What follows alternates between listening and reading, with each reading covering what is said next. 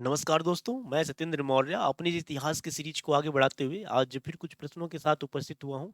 ये जो सारे के सारे एमसीक्यू हैं, UPSC, UPPSC, net JRF exam के साथ साथ टीजीटी, पीजीटी वन एग्जाम जिनमें इतिहास पूछा जाता है के लिए बहुत ही महत्वपूर्ण है। हम इन प्रश्नों के माध्यम से इतिहास के एक बहुत बड़े सेक्शन का रिवीजन करेंगे, साथ ही साथ अपने आगामी एग्जाम्स को देखते हुए प्रैक्टिस भी करेंगे।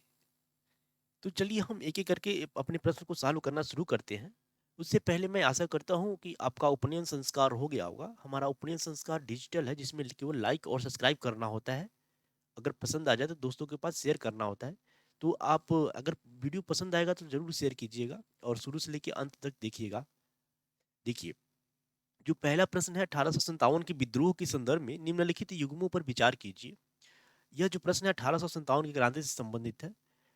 स्थान दिए हुए हैं कुछ और ब्रिटिश कमांडर, संबंधित ब्रिटिश कमांडर दिए हुए हैं। तो पहला है दिल्ली, जॉन निकोलस। दूसरा कानपुर, सर ह्यूरोज। तीसरा क्या है, झांसी, कॉलिन कैंपबेल। हमें इसमें से बताना है जो स्थान दिए हुए हैं क्या उससे संबंधित ये कि ब्रिटिश कमांडर हैं या नहीं। कौन सा सुमेलित है, कौन सा सुमेलित है, इससे संबंधित चार ऑप्शन दिए हुए हैं। चार ऑप्शन में से हमें एक सही चुनना है। देखिए, हमेशा की तरह हम लोग पहले अपने इस प्रश्न से संबंधित तथ्यों को जानेंगे और फिर उन तथ्यों के आधार पर अपने इन प्रश्न को सॉल्व करेंगे। तो एक एक करके है, जो दिल्ली है, कानपुर और झांसी है, इसको हम पहले डिस्क्राइब करना चाहेंगे। देखिए, पहले हम दिल्ली के बारे में बात करेंगे। दिल्ली, देखिए, जो 10 मई 1857 को 10 मई 1857 को मेरठ से यह विद्रोह क्या हुआ था, 1857 का विद्रोह प्रारंभ हुआ था। और जो यहाँ के कमांडिंग अफसर थे, जनरल हैविड। कौन थे, जनरल हैविड। इससे पहले कहाँ पे, मेरठ के ना, पहले मैं मेरठ के देख लेता हूँ। कौन थे, जनरल हैविड। हैविड ने आत्मसमर्पण कर दिया था, मेरठ में क्या कर दिया था, आत्मसमर्पण कर दिया था। और यह 11 मई को मेरठ के जो सैनिक थे उन लोगों ने दिल्ली की तरफ क्या किया, पहुंचकर यहाँ पर कब्जा कर ली। दिल्ली की तरफ चल दिए और दिल्ली में वहां पहुंच करके कब्जा कर लिए। कब, 11 मई को ना, 11 मई को ये लोग दिल्ली पहुंच करके वहां पर कब्जा कर लिए। और बहादुर शाह जफर, कौन, बहादुर शाह जफर, की याद रखना ना, बहादुर शाह जफर को इन्होंने अपना शासक बादशाह घोषित कर दिया। यहाँ के जो कमांडिंग अफसर थे वो थे बिलोवी। बिलोवी ने क्या कर दिया, आत्मसमर्पण कर दिया। बिलोवी, इन्होंने क्या कर दिया, आत्मसमर्पण कर दिया सैनिकों के आगे ना। सैनिकों के उसमें जोश और जो था वो काफी हाई था। और बिलोवी उन लोग संख्या में भी काफी ज्यादा थे। तो इसलिए बिलोवी बिलोवी जो था उस समय का सैनिक कमांडर था, वहां पे दिल्ली में नियुक्त था। इसने सैनिकों के सामने आत्मसमर्पण कर दिया। अब देखिए, जो वहां का दिल्ली का जो वास्तविक नियंत्रण नियंत्रण था, वहां का एक सेना था जो मुगल से संबंधित था। वक्त खां था। वक्त खां था, जो बरेली बरेली से एक सैनिक टुकड़ी लेकर के आया था। ठीक है, बरेली से सैनिक टुकड़ी लेकर के यहाँ पे दिल्ली में आया था। देखिए, तो ये देखिएगा कौन है, वक्त खां, उसके नियंत्रण में आ गया दिल्ली। अब देखिए, अंग्रेजों ने पंजाब से जो ब्रिटिश रेजिमेंट के सैनिक थे उनको बुलाया। अंग्रेजों ने ब्रिटिश रेजिमेंट के सैनिकों को दिल्ली पर बुला करके सबसे पहले अधिकार किया। सबसे पहले दिल्ली पर अधिकार कर लिया और इसमें जॉन निकोलस मारा गया। जॉन निकोलस मारा गया। ये क्या था, अंग्रेजों का एक सेनापति था, कमांडिंग अफसर था, सेनापति था, और क्या हो गया, यह मारा गया। हालांकि ब्रिटिशर्स जो थे वो दिल्ली पे पुनः कब्जा करने में सफल हो गए। और जो बहादुर शाह जफर के दो बेटे थे, मिर्जा मुगल और मिर्जा ख्वाजा, और इनके कुछ और पोते भी थे, अबू बकर करके। ठीक है, उन लोगों को ब्रिटिशर्स ने गोली मार दिया, यानी कि इन लोगों को मृत्यु के घाट उतार दिया। और जो ये जो बहादुर शाह जफर थे, ये जाकर के कहाँ पे, जहाँ इनको इनको निर्वासित कर दिया गया। क्या कर दिया गया, निर्वासित जीवन व्यतीत करने के लिए आई थिंक रंगून भेज दिया गया। ठीक है। और एक मुठभेड़ में जो वक्त खां था, जो बरेली से सैनिक लेकर के दिल्ली में आया था, वो भी मारा गया। वो भी मारा गया। तो इस आधार पे हम देखते हैं तो जॉन निकोलस जो है मारा गया। हमसे पूछा क्या गया है कि कौन सा कथन सही है। तो ऑप्शन जो है ये हमारा पहला क्या हो जाएगा, सही हो जाएगा। अब हम दूसरा कानपुर के बारे में बात करते हैं। कानपुर, देखिए अगर हम कानपुर में बात करें तो यहाँ पे जो था विद्रोह 5 जून 1857, 5 जून 1857 को विद्रोह का लहर जो था कानपुर में भी पहुंच गया। यहाँ पे कानपुर में जो अंग्रेजों से ना ये लोग छीन लिए, जिसमें कौन थे, नाना साहब। कौन थे, नाना साहब। इन्होंने अंग्रेजों से कानपुर छीन लिया और अपने आप को पेशवा घोषित कर दिया। उस समय क्या कर दिए, पेशवा घोषित कर दिए। देखिए नाना साहब ने 5 जून 1857 को इन्होंने अंग्रेजों से जो ये कानपुर था उसे छीन लिया और वहां का अपने आप को पेशवा घोषित कर दिया। जो पेशवा थे मराठा सैनिक, मराठा में जो वहां पे हुआ करते थे प्रधानमंत्री करके, ठीक है, वो लोग पेशवा। यहाँ नाना साहब भी इन्होंने अपने आप को पेशवा घोषित कर दिया। अब देखिए जो इसी समय तात्या टोपे भी थे ना, यहीं पे कानपुर में ही तात्या टोपे थे, उनके सहयोगी थे। नाना साहब के क्या थे, ये सहयोगी थे। जो तात्या टोपे थे ये गुरिल्ला गुरिल्ला युद्ध पद्धति के क्या थे, बहुत ही योग्य सैनिक थे। इन्होंने गुरिल्ला युद्ध, गुरिल्ला जो पद्धति है, युद्ध पद्धति है, उसमें यह निपुण थे। कौन, तात्या टोपे। तो इसी समय यहाँ पे कौन थे, तात्या टोपे भी थे। ये ध्यान देना है कि तात्या टोपे भी इस समय यहाँ पे थे और यह गुरिल्ला युद्ध पद्धति में निपुण थे। तो इन्होंने कानपुर रेजिडेंट पे क्या किया, हमला किया और वहां के इंचार्ज ह्यूलर, ह्यूलर ने आत्मसमर्पण कर दिया। यहाँ पे कौन था, ह्यूलर था। ह्यूलर, इसने क्या कर दिया, आत्मसमर्पण कर दिया। इसने आत्मसमर्पण कर दिया। अब देखिए जब कानपुर का बात कर रहा हूं, अब यहाँ पे देखिए ये तो गलत हो गया ना। दूसरा क्या हो गया, गलत हो गया कि यहाँ पे कौन है, ह्यूलर है। अब देखिए हम लोग कानपुर का बात कर ही रहे हैं तो इसी समय एक घटना घटता है, सती चौरा की घटना। सती चौरा की घटना, इसे याद रखना बहुत ही इंपॉर्टेंट है। सती चौरा, आप इसे चौरी चौरा से कंफ्यूज मत कीजिएगा। यह सती चौरा की घटना है। कहाँ पे घटित हुई थी, देखिए जो अजीमुस्सान, सॉरी अजीमुल्लाह नाना साहब के क्या थे, प्रोपिगेंडा इंचार्ज थे, ठीक है, वो अफवाह वगैरह फैलाते थे ब्रिटिशर्स के बीच में। ओके, तो इन्होंने कानपुर में ही इसी समय चौरा की घटना घटित हुई थी। अब यह घटना जिसमें घटित हुई थी उसमें नाना साहब ने अंग्रेजों को, कुछ अंग्रेज थे जिनको उन्होंने कहा कि मैं कानपुर से आप लोगों को सुरक्षित निकाल दूंगा, ऐसा उन्होंने उन्होंने उनको आश्वासन दिया और वो ब्रिटिशर्स इन पे यकीन कर लिए। तो ये जब उनको निकालने के लिए, ये बाहर सुरक्षित निकालने के लिए वादा किया और उन्हें निकालने ले जा रहे थे निकालने के लिए, तभी रास्ते में ही इन्होंने धोखे से सबको मार दिया, सबको धोखे से मार दिया। तो इसी को बोलते हैं सती चौरा की घटना, सारे ब्रिटिशर्स मारे गए। ओके, तो ये याद रखिएगा, यह चौरी चौरा घटना नहीं है, सती चौरा की घटना है। और इसी जो जो है यह 5 जून 1857 की क्रांति, 5 जून 1857 इसी के टाइम के आसपास, मतलब आगे 6-7 को हुआ, सती चौरा की घटना घटित हुआ था। तो इस तरह से हमारा दूसरा ऑप्शन भी क्या है, गलत है। अब देखिए जब दूसरा गलत है तो दूसरा इसमें भी है और इसमें भी है, तो ये दोनों क्या हो जाएगा, गलत हो जाएगा। अब हम तीसरा झांसी के बारे में बात करते हैं। देखिए जो झांसी की हुआ था, झांसी की जो हुआ था वहां पे जून 1857 को सैनिकों ने झांसी में विद्रोह कर दिया। अब हम बात करते हैं किसके बारे में, झांसी के बारे में बात करते हैं। और यहाँ पे मैं एक सर्कल बना के इसी में लिख दूंगा ना, झांसी। देखिए झांसी में जो हुआ था यह भी जून 1857 में ही यहाँ पे इसकी जो लहर था वही फैल आया। देखिए झांसी में विद्रोह जो रानी, जिसका नेतृत्व रानी लक्ष्मीबाई ने किया था, इनका जो साम्राज्य था, जो डलहौजी का व्यक्तिगत का सिद्धांत था, उसी के तहत इनके जो साम्राज्य था ब्रिटिशर्स ने हड़प लिया था। इसका इन्होंने विरोध करने की विरोध की। ठीक, देखिए तो लक्ष्मीबाई को शासिका घोषित कर दिया गया। कब, जो वहां के लोग थे इन्होंने इसको शासिका घोषित कर दिया था। ये गंगाधर राव की क्या थी, विधवा थी। गंगाधर राव की क्या थी, विधवा थी, यानी उनकी विधवा पत्नी थी, जो अपनी दत्तक पुत्र दामोदर राव, जिस दत्तक पुत्र मतलब जिसको गोद लिए थे, गोद किसको लिए थे, दामोदर राव को गोद ली थी। और वह दामोदर राव को ही अपना फ्यूचर में सिंहासन देना चाहते थे, जिसको ब्रिटिशर्स ने इसका विरोध किया। ठीक है, लॉर्ड डलहौजी का जो व्यक्तिगत का सिद्धांत था उसके यह विरुद्ध था। तो देखिए गद्दी ना दिए जाने के कारण ये नाराज भी थी, क्योंकि ब्रिटिशर्स इनको दिए, जो दामोदर राव थे उनको गद्दी देने नहीं दे रहे थे। तो रानी लक्ष्मीबाई ने तात्या तोपे के साथ मिलकर के ग्वालियर की विद्रोह कर दिया, ग्वालियर में विद्रोह कर दिया। कौन, रानी लक्ष्मीबाई और तात्या तोपे, दोनों लोगों ने मिलकर के ग्वालियर में क्या कर दिया, विद्रोह कर दिया, ग्वालियर में विद्रोह कर दिया।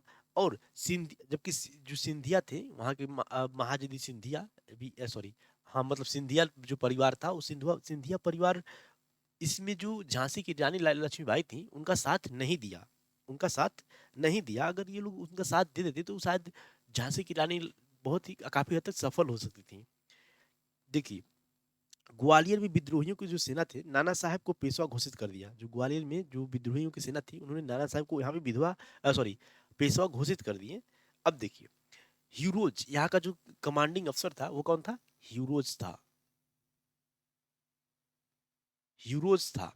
अब देखिए, ह्यूरोज ने 1858 में झांसी की रानी लक्ष्मीबाई थी, उनको परास्त कर दिया। ह्यूरोज ने इनको परास्त कर दिया। और यहाँ से जब रानी लक्ष्मीबाई क्या कर गई, पलायन कर गई, कहाँ चली गई, ग्वालियर चली गई। अब ग्वालियर में क्या, ग्वालियर में वहां पे तात्या टोपे आके जाएंगे और उनसे मिल जाएंगे। तो ठीक है, वहां पे हीरोज भी उनका पीछा करते हुए वहां चला गया, वहां पे हीरोज भी पीछा करते हुए ग्वालियर चला गया। और 17 जून 1857 को रानी लक्ष्मीबाई लड़ती हुई वीरगति को प्राप्त हुई, लड़ते हुए वीरगति को प्राप्त हुई। देखिए, हीरोज ने लक्ष्मीबाई की वीरता से बहुत प्रभावित था, हीरोज लक्ष्मीबाई की जो वीरता थी उससे बहुत प्रभावित हुआ। और इनको जो भारतीय क्रांतिकारी जो उसमें लड़ रहे थे, हालांकि सब लोग अपने अपने इंटरेस्ट के लिए लड़ रहे थे। देखिए, तो उनमें जो जो क्रांतिकारी लड़ रहे थे, उन्होंने इसमें एक अकेली मर्द के रूप में इनको मान्यता दी। कौन, हीरोज, हीरोज ने बस कहा कि जो क्रांतिकारी लड़ रहे थे उनमें यह बस अकेली मर्द थी। कौन, झांसी की रानी लक्ष्मीबाई। ठीक है, तो इस तरह से आगे चल के तात्या टोपे की भी मृत्यु हो जाती है अप्रैल 1859 में, एक हालांकि इसके लगभग 6-7 महीने बाद। देखिए, तो इस तरह से झांसी की रानी, यहाँ पे क्या रहेगा, हीरोज रहेगा, तो ये भी क्या हो जाएगा, गलत हो जाएगा। तो हमारा ऑप्शन बचता है केवल सी, केवल सी। ऑप्शन क्या हो जाएगा सही, केवल सी। तो आशा करता हूं आप जो ये क्रम है दिल्ली कानपुर झांसी, इसको समझाने होंगे। मैं इसके बारे में कुछ थोड़ा सा और बता देना चाहूंगा। देखिए, जो विद्रोह हुआ था, विद्रोह की शुरुआत कब से हुई थी, वो क्रम, विद्रोह शुरू होने का क्रम जो है, क्रम याद रख लीजिएगा, ये क्रम है। सबसे पहले विद्रोह कहाँ शुरू हुआ था, मेरठ में, मेरठ। फिर उसके बाद कहाँ शुरू हुआ था, दिल्ली में। फिर कहाँ शुरू हुआ था, लखनऊ। ये क्रम याद रखा है, ये पूछा जा चुका है, यूपीपीसीएस के एग्जाम से पूछा जा चुका है। फिर कानपुर, फिर झांसी, फिर ग्वालियर। अब इसके आगे नहीं जाएंगे। ठीक है, तो यह क्या था, सबसे पहले मेरठ में आरंभ हुआ था, फिर दिल्ली में, फिर लखनऊ, फिर कानपुर, फिर झांसी, फिर ग्वालियर। अभी देखिए, ये तो शुरू होने का क्रम है। और जो दमन, जो मतलब दमन करने का मतलब, ठीक है, दमन करने का जो आंदोलन शुरू हुआ था, सबसे पहले मेरठ में ही किया गया, मेरठ में इसका दमन भी किया गया। तो ये याद रखना है, सबसे पहले दमन मेरठ में ही किया गया, फिर दिल्ली में भी किया गया, फिर दिल्ली में। अब यहाँ पे ये यहाँ पे याद रखना ना, बस कानपुर को पहले कर देंगे और फिर लखनऊ बाद में आ जाएगा, कानपुर और फिर लखनऊ, बाकी सारा क्रम वही रहेगा, लखनऊ। ओके, तो अब बाकी और क्रम वही रहेगा। तो देखिए, तो विद्रोह शुरू होने का क्रम मेरठ, दिल्ली, लखनऊ, कानपुर, झांसी, ग्वालियर। और मेरठ का दमन करने का जो क्रम है, मेरठ, दिल्ली, लखनऊ, सॉरी, लखनऊ नहीं, लखनऊ की जगह पे कानपुर आ जाएगा, कानपुर फिर लखनऊ, फिर झांसी, ग्वालियर, जो क्रम है वैसे चलता जाएगा। तो ये याद रखना है, ये क्रम पूछा गया है ऑलरेडी प्रश्न एग्जाम्स में। चलिए हम चलते हैं अपने नेक्स्ट प्रश्न पे। और देखिए, जो मेरा नेक्स्ट प्रश्न है,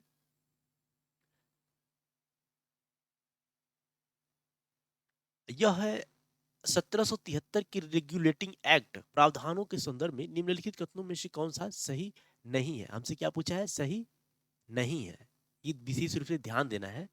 तो इस अधिनियम ने कंपनी के मामलों को ब्रिटिश संसद के नियंत्रणाधीन कर दिया, नियंत्रणाधीन कर दिया।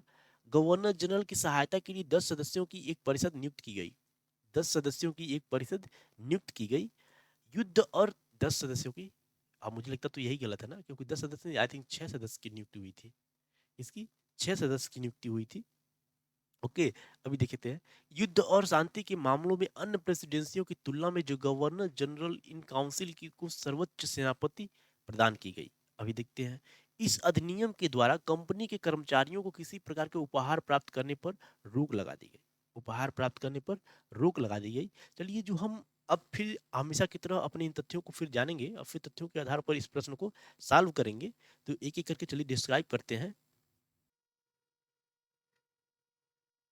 देखिए, जो ये 1773 का रेगुलेटिंग एक्ट था, यह एक बहुत ही महत्वपूर्ण संसदीय अधिनियम था। कब पारित हुआ था? 1773 में। कहाँ पे? ब्रिटिश के पार्लियामेंट में पारित हुआ था और वो आके भारत में जो कंपनी का नियम था उस पे आके लागू हो गया था। और यह 1773 में पारित हुआ, जिसे रेगुलेटिंग एक्ट के नाम से जाना जाता है। देखिए, यह पारित होने वाला, इसकी जो यह एक्ट पारित हुआ, तो ये भारत में एक संवैधानिक विकास का आधार प्रदान किया। इस एक्ट से, यहीं से भारत में संवैधानिक आधार का क्या होगा, एक विकास प्रारंभ हो जाएगा। यहीं से आधार प्रारंभ हो जाएगा। आगे चल के यह 1935 का भारत शासन अधिनियम आएगा और फिर उसके बाद जाके भारत आजाद होगा तो सरकार का गठन भी होगा, तो जिसमें यह एक एक करके, एक एक कड़ी करके यह जुटता जाएगा। तो देखिएगा, तो यह संवैधानिक विकास में एक के लिए एक आधार प्रदान किया। अब देखिए, इस अधिनियम द्वारा कंपनी के जो निदेशक मंडल थे, उनके जो संगठन में क्या किया गया, परिवर्तन किया गया। उस समय जो पूरे भारत में जो सभी के सभी मामले, क्या दीवानी हो या कोई भी मामला था, दीवानी फौजदारी, सारे के सारे मामले कंपनी द्वारा देखे जाते जा रहे थे। हालांकि व्यापारी भी उन्हीं के द्वारा देखा जाता था, जो निदेशक मंडल होते थे वही लोग देखते थे। तो उनके जो कार्य थे, उनके कार्यों को बंटवारा किया गया और उन पे नियंत्रण लगाया गया। अब एक अलग से जो गवर्नर जनरल था, उस 4 सदस्यीय एक काउंसिल का किया गया, गठन किया गया। 4 सदस्यीय, 4 सदस्यीय एक गवर्नर जनरल के एक सदस्यीय संगठन बनाया गया, जिसको गवर्नर जनरल के अधीन कर दिया गया। और यह गवर्नर जनरल किस कार्यों में सहायक की भूमिका निभाते थे। हालांकि अगर मान लीजिए कोई निर्णय है और निर्णय में अगर अगर 50-50 वोट हो जाता है, यानी 2 लोग इधर 2 लोग उधर हो जाते हैं, तो उसमें गवर्नर जनरल को वीटो पावर दिया गया। वीटो पावर दिया गया। और ये कहाँ के गवर्नर जनरल को? बंगाल के गवर्नर जनरल को। और जो उसमें बॉम्बे और मद्रास प्रेसिडेंसी के गवर्नर अब बंगाल के गवर्नर जनरल के अधीन कर दिया गया। किसके माध्यम से? 1773 के रेगुलेटिंग एक्ट के माध्यम से। हाँ, तो मैं इधर ज्यादा डीप में इधर नहीं जाऊंगा। मैं बात कर रहा था कंपनी का ना। उसके जो उसकी जो पावर थी उसको क्या कर दिया गया, कम करके अब गवर्नर जनरल को भी पावर दे दिया गया। देखिए, और 4 सदस्यीय एक परिषद नियुक्त की गई, जिसमें गवर्नर जनरल क्या होता है, उसको वीटो पावर दिया गया था। वह जब उसके पास निर्णायक मत देने की योग्यता दी गई। आगे चल के गवर्नर जनरल और उसकी परिषद द्वारा बंगाल का शासन चलाया जाना था। और युद्ध और शांति के मामलों में बॉम्बे और मद्रास प्रेसिडेंसी की जो अधीक्षण और नियंत्रण था, वह इनके अधीन कर दिया गया। कहाँ के? बंगाल के गवर्नर जनरल के अधीन कर दिया गया। और जो इस अधिनियम ने ना, जो यहाँ पे अंग्रेजी लोग थे, क्या दिया गया? वीटो पावर मिल गया था ना, वीटो पावर मिल गया। और गवर्नर जनरल, जो बंगाल का गवर्नर होता था, उसे अब बंगाल का गवर्नर जनरल बना दिया जाएगा। गवर्नर जनरल बन जाएगा ना। ओके, देखिए, मैं क्या बात कर रहा था? हाँ, इस अधिनियम के द्वारा जो गवर्नर जो सॉरी जो कंपनी के लोग थे, व्यापारी थे, अधिकारी थे, साथ ही साथ जो ब्रिटिश लोग थे, और कलकत्ता के जो नागरिक थे, उन सभी लोगों को न्याय दिलाने के लिए कलकत्ता में एक हाई कोर्ट की क्या कर दी गई, स्थापना की गई। जिसमें आई थिंक पहले जज बनेंगे सर एलिजा एम्पे ना, सर एलिजा एम्पे। तो उच्चतम न्यायालय की क्या की गई, स्थापना की गई। उच्चतम, हाँ याद रखिएगा, हाई कोर्ट कहाँ पे होता है? राज्यों का होता है।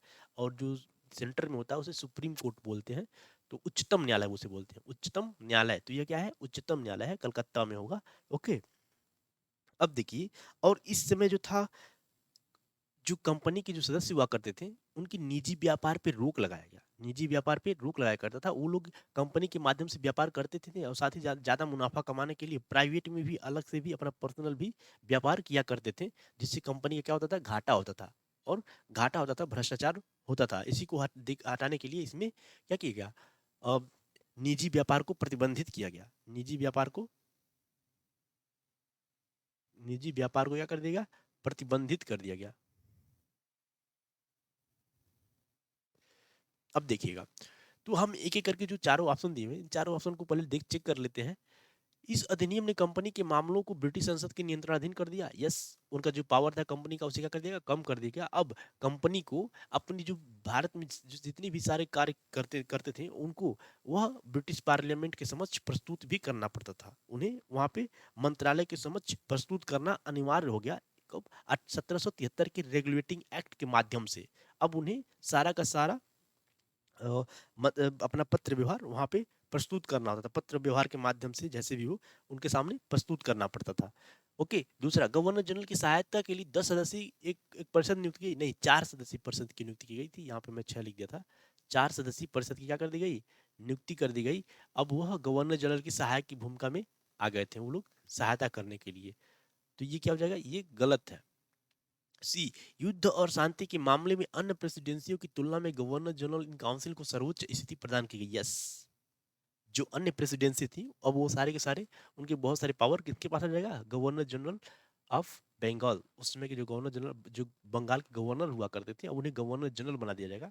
और जो अन्य मामले हैं उनको इनको एक प्रकार सुप्रीम बना दिया जाएगा। वो बंगाल सॉरी बॉम्बे प्रेसिडेंसी और मद्रास प्रेसिडेंसी इनके अधीन कर दी जाएंगी। देखिए, इस जो डी है, इस अधिनियम के द्वारा कंपनी के कर्मचारियों को किसी प्रकार के उपहार प्राप्त करने पर रोक लगा दी गई। यस, उनके निजी व्यापार को बंद कर दिया गया। और वह जैसे मान लीजिए लाभ के लिए, या मान लीजिए कोई वो यहाँ के जो कृषक हो जमींदार हो, वो लोग अपने लाभ करने के लिए वहाँ उनको क्या करते थे, इनाम दिया करते थे, उपहार दिया करते थे उनसे जब मिलते थे। तो उस तरह के उपहार लेना इनको क्या कर दिया गया, प्रतिबंधित कर दिया गया। ठीक है, तो ये भी क्या है, डी ऑप्शन भी सही है। हमसे क्या पूछा गया है, ये कौन सा सही नहीं है, तो ऑप्शन बी क्या है, सही नहीं है। तो इसीलिए ये हमारा क्या हो जाएगा, सही हो जाएगा। ओके, चलिए हम आगे चलते हैं। देखिए अगला प्रश्न है, 1784 के पिट्स इंडिया एक्ट के संदर्भ में कथनों पर विचार कीजिए। पिट्स इंडिया एक्ट, ओके, देखिए इस अधिनियम द्वारा निदेशक मंडल का मार्गदर्शन करने के लिए नियंत्रण बोर्ड की स्थापना की गई। नियंत्रण बोर्ड की स्थापना की गई। इस अधिनियम द्वारा गवर्नर जनरल की परिषद के आकार में वृद्धि की गई। कंपनी ने भारत में ब्रिटिश अधिकारियों की नियुक्ति और बर्खास्तगी का अधिकार खो दिया। नियुक्ति और बर्खास्तगी का अधिकार खो दिया। कब? 1784 के पिट्स इंडिया एक्ट के संदर्भ में हमें बात करना है। तो चलिए इससे संबंधित जो तथ्य है पहले हम उसको डिस्क्राइब करेंगे, फिर उन तथ्यों के आधार पर अपने इस प्रश्न को सॉल्व करेंगे। देखिए जो 1773 का रेगुलेटिंग एक्ट आया, उसकी कुछ कुछ कमियों को सुधार करने के लिए जस्ट इसके 11 साल बाद यह 1784 को पिट्स इंडिया एक्ट आया। 1784 को पिट्स इंडिया एक्ट आया। और यह जो एक्ट था वह ब्रिटिश संसद में पारित हुआ एक कानून था, जो आकर के यहाँ पे भारत में लागू हो जाएगा। तो हाँ, ये देखिएगा कहाँ पे, ब्रिटिश पार्लियामेंट में यह एक्ट पारित हुआ था। देखिए इसका जो अन्य नाम है जिसको हम ईस्ट इंडिया कंपनी एक्ट भी कहते हैं, east India company act, east India company act के नाम से भी यह जाना जाता है।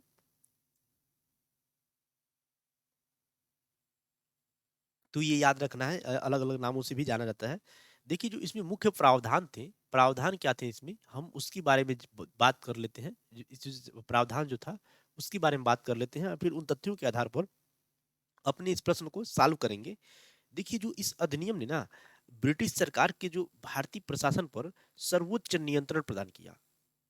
जो यहाँ पे भारतीय प्रशासन था उसको अपने आप को सर्वोच्च पे रखा। कौन? ब्रिटिश को, यानी कि कंपनी यहाँ पे जो थी वह यहाँ की जो क्षेत्र था उसमें विजय करती थी, विजय करके रखी हुई थी। उस पे अपने आप को सुप्रीम घोषित किया। कौन? ब्रिटिश ब्रिटिश पार्लियामेंट ने। अब उसमें क्या हो, अब वह जो यहाँ का जो उसे कंपनी द्वारा जीता गया क्षेत्र था, अब वह ब्रिटिश भारतीय क्षेत्र कहलाएगा। ब्रिटिश भारतीय क्षेत्र कहलाएगा, ना कि कंपनी का क्षेत्र। ओके, तो ये याद रखिएगा, अपने आप को क्या कर दिया यहाँ पे, सर्वोच्च कर दिया गया। किसके द्वारा? बाय ब्रिटिश पार्लियामेंट द्वारा। तो भारत में कंपनी की अधिकृत जो जितने भी प्रदेश हुआ करते थे वह पहली बार ब्रिटिश अधिकृत भारतीय प्रदेश कहलाए। ब्रिटिश अधिकृत भारतीय प्रदेश।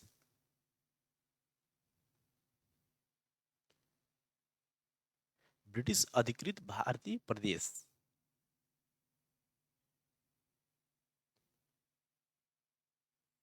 चलिए, अब यहाँ पे याद रखना है कि जो 6 सदस्यों वाला एक नियंत्रण बोर्ड किया गया, गठन किया गया, नियंत्रण बोर्ड,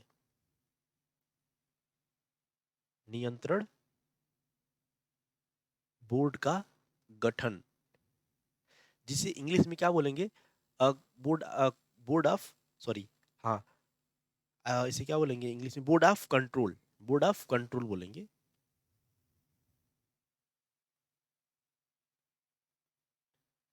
बोर्ड ऑफ कंट्रोल बोलेंगे। यह ब्रिटिश पार्लियामेंट द्वारा यहाँ पे जो कंपनी के कोर्ट ऑफ डायरेक्टर थे, कोर्ट ऑफ डायरेक्टर जो कंपनी का संचालन करते थे, हाँ ये ध्यान देखिएगा, दीजिएगा, किस पे, अब यह कोर्ट ऑफ डायरेक्टर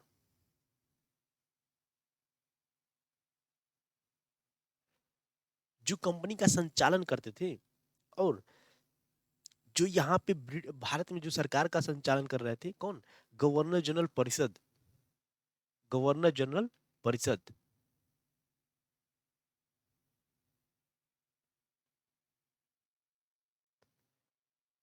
देखिए, एक प्रकार से ये जो है कंपनी के अधीन थे कोर्ट ऑफ डायरेक्टर, और गवर्नर जनरल परिषद जो कमांड गवर्नर जनरल होता थे, बंगाल के गवर्नर जनरल, उनके अधीन थे। तो यह दोनों लोग भारत में शासन चलाते थे, साथ ही साथ प्रशासनिक व्यवस्था के साथ साथ व्यापार और वगैरह अन्य सभी का ये लोग देख रेख करते थे। अब इन सब के ऊपर एक बोर्ड ऑफ कंट्रोल का गठन कर दिया गया बाय ब्रिटिश पार्लियामेंट के द्वारा। यह इन दोनों पे अब नियंत्रण की भूमिका निभाती थी। एक प्रकार से यहीं से भारत में दोहरी प्रशासन की शुरुआत होती है। यहाँ पे एक रियल में ग्राउंड पे कोई और शासन चला रहा है और ऊपर से कोई और शासन चला रहा है ना, तो यहाँ पे दोहरी प्रशासन यहीं पे आ जाता है, दोहरी प्रशासन की शुरुआत।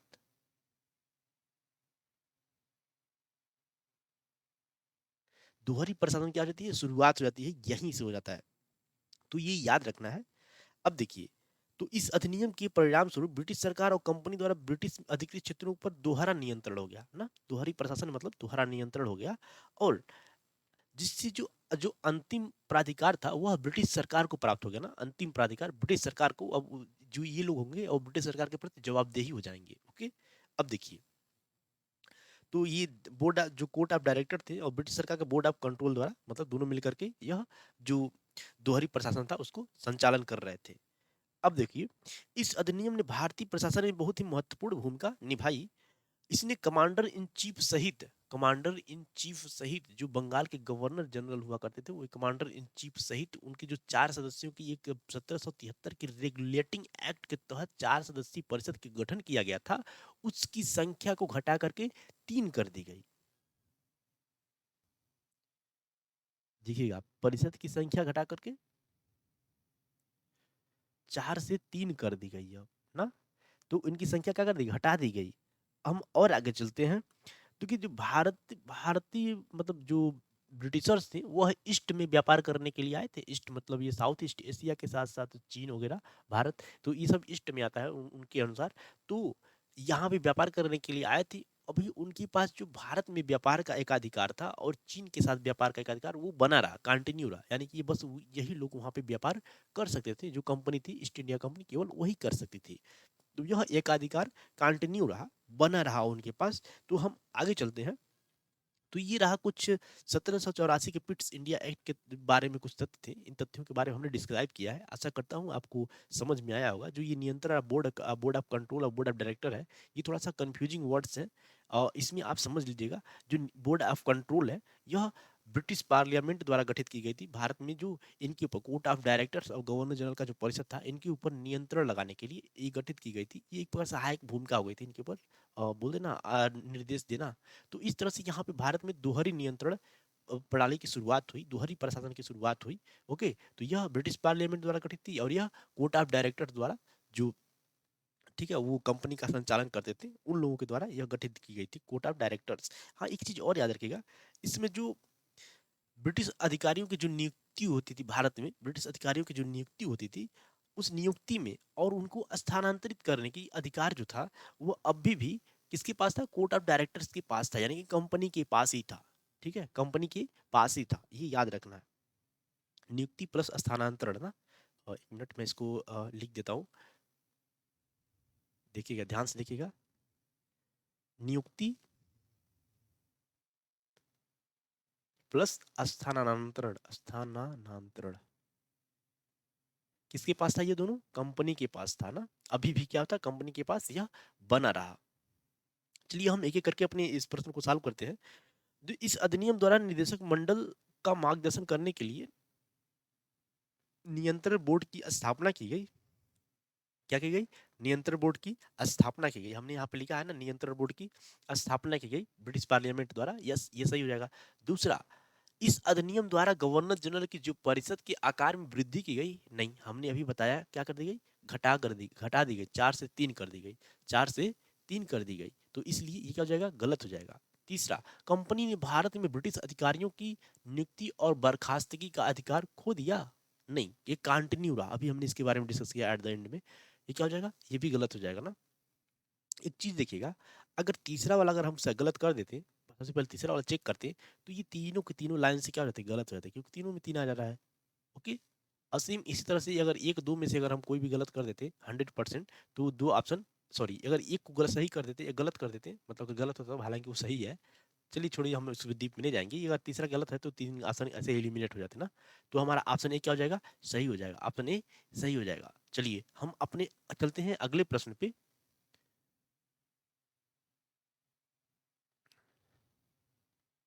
ब्रिटिश शासन के दौरान मजदूर वर्ग की गतिविधियों की भूमिका के संदर्भ में मद्रास श्रमिक संघ से संबंधित निम्नलिखित कथनों पर विचार कीजिए। बहमन पिस्टन जी बाडिया बहमन पिस्टन जी बाडिया मद्रास श्रमिक संघ के प्रथम अध्यक्ष थे।